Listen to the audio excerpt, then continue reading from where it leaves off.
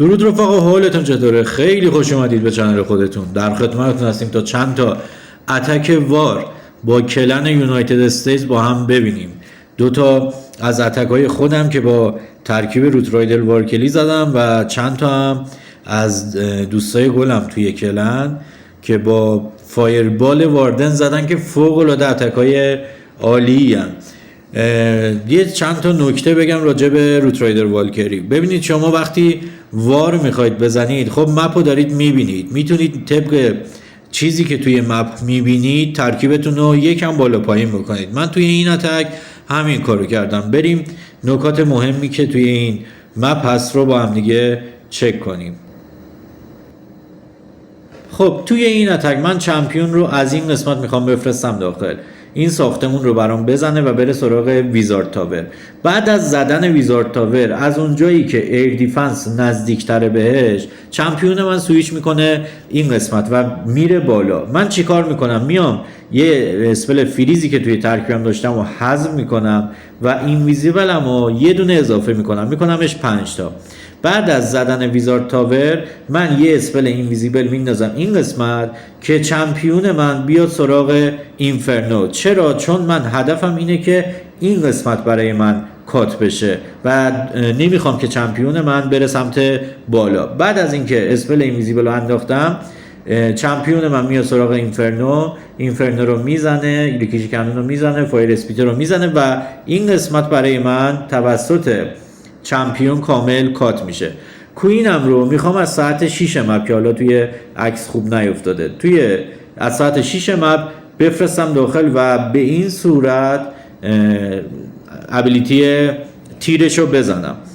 منتها گلابی که این ساختمان فصلی که مرکز مپ هستش لول 5 بود و اچپیش 2000 بود. دمیجی که ابیلیتی تیر کوین میده 1950 تا هستش. پس من چیکار کردم؟ اومدم یه اسپل ریج کم کردم، به جاش یه زلزله بردم برای اینکه بندازم روی این گلابه و وقتی تیر کوین میخوره بهش این گلابه حتما از بین بره. اینجوری عملا مرکز مپ خالی میشه. حالا بریم یه بررسی بکنیم چه اتفاقی افتاد. چمپیون این قسمت رو برای من کات کرد، پس این قسمت رو من ندارم. کوین من هم پایین رو برای من جمع کرد. نیروهای من از اینجا که میان داخل، از این قسمت میان میرسن اینجا، این ورکه سمت راستشون که ساختمونی نیست، مرکز مپ هم که خالی شده.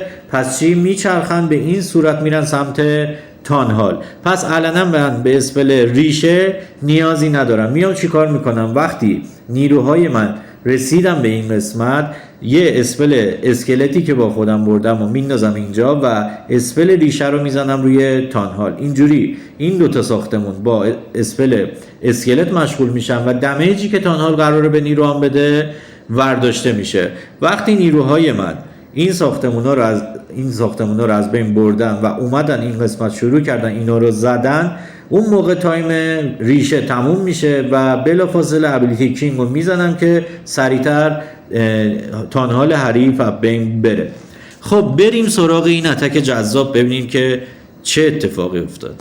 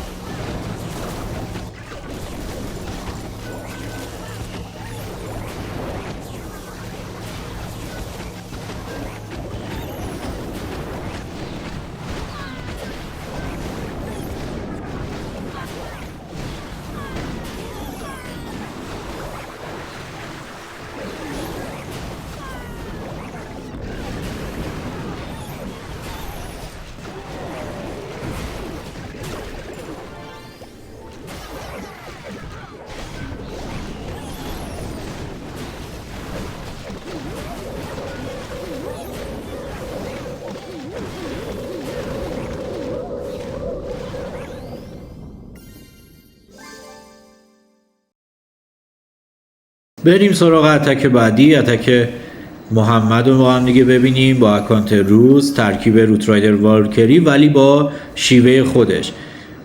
ابیلیتی ها رو میبینیم. کینگ ما رو توپ رو با خودش داره. توی این ترکیب به جای اینکه کوین بره بیرون رو جمع کنه، کینگ رو میفرسته بیرون رو جمع میکنه و کوین با نیروها میاد داخل. بریم ببینیم که چطور میخواد پیش بره. چمپیونش قسمتی که ریج تاور بود رو براش از بین میبره. ریکالش میکنه. ببینیم که نیروها کدوم قسمت میخوان بیان داخل. کوین از ساعت 6 مپ میاد داخل با کمک ماشین الوار انداز. دوتا از هیروهای حریف این قسمتن که دو تا هیت هانتر میفرسته برای اونا. نیروها با کمی تأخیر از کنار کوین میان داخل. واردنش هم ابیلیتی ریج و کتاب ابدی رو داره. کینگ هم که از بالا میاد که بره قسمت بیرونی مپ رو براش جمع بکنه. نیروها میرن قسمت سنگین مپ. ریج تاور فعال شده، ابیلیتی واردن رو میزنه. ماشینش خالی میشه که ایزی تانها رو از بین میبره. کینگ هم که داره میره قسمت بیرونی مپ. اتکش خوب داره پیش میره. یه اسپل ریشه مینازه روی مونولیت تا دمیج از رو نیروهاش ورداره و نیروهاش پخش نشن.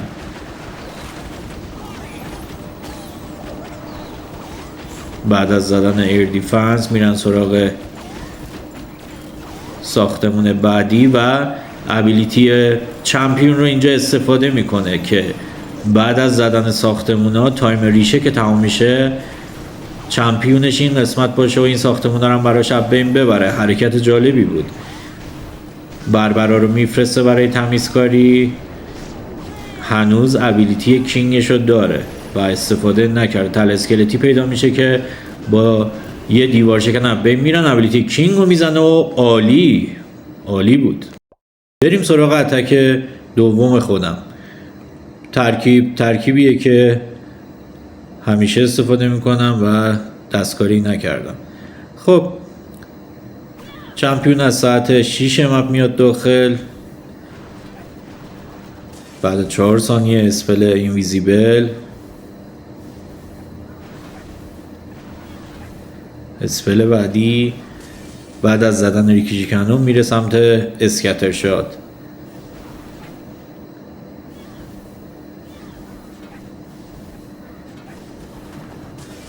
اینجا برای اینکه تخریب بیشتری بتونم از چمپیون بگیرم دیدید که اسکتر شات رو من اینویزیبل کردم چون HP کم مونده بود و میتونست با حاله چمپیون از بین بره. بعد از زدن ایکسپو ریکال میکنم چون تو 4 ثانیه نمیتونه ساختمون ریکیشی کنون رو از بین ببره. من اینجا به جای ابیلیتی تیر کوین آینه رو آوردم چون توی این مپ نیازی به تیر کوین نداشتم. کوین سمت مخالف چمپیون رو جمع میکنه و نیروها از مرکز میان داخل. چمپیونم هم برمیگردونم.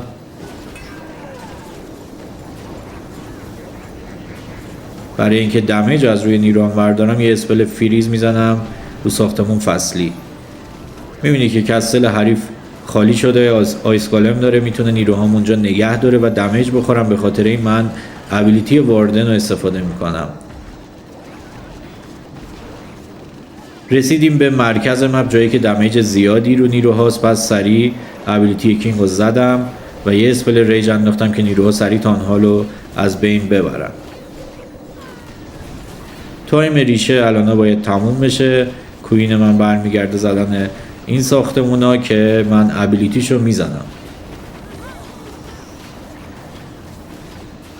اسپل سمی که با خودم برده بودم و من انداختم روی مینیون پرینس حریف و چمپیون من اونو ایزی از بین برد. بربرایی که برای تمیزکاری برده بودم میندازم سمت ساعت 9 مپ رو برام جمع بکنن که سریعتر اتکم تموم بشه. 97 98 99 و 100. بریم سراغ اتک بعدی. بریم برای اتک آخر. اتک از جابر، میخواد فایربال بزنه. ابیلیتی ها رو با هم دیگه ببینیم. بله و اوکی. بربر و آرچر چی میخواد بزنه؟ 52 تا بربر و 50 تا آرچر، یعنی واقعا با این ترکیب 100 میشه. ببینیم فایربالش رو کجا میخواد بزنه. ژله رو با خودش داره و شروع کرده ساختمونای دفاعی رو میزنه. تایم ژله تموم میشه. اسپل بلوکی یخو میندازه. ببینیم کجا میخواد بزنه. اسپل اینویزیبل. یکی دیگه باید مینداخت. فکر کنم میخواست بزنه مرکز مپ ولی بدم نشد. ساختمونه پایینی کامل از بین رفتن. واردن شروع میکنه ساختمونه اطرافش رو میزنه. چند تا ویزاردم برای مقصد میفرسته. ببینیم که نیروها رو میخواد چی کار کنه. یه دیوار شکن.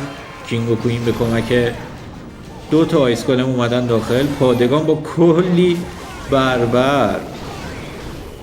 پویزن تاور سم رو میندازه و همه بربراش بین میرن. دیوار شکن بعدی دیوار خوبی رو تخریب میکنه. کستل حریف خالی میشه. آیس گولم داره با 2 تا بالون.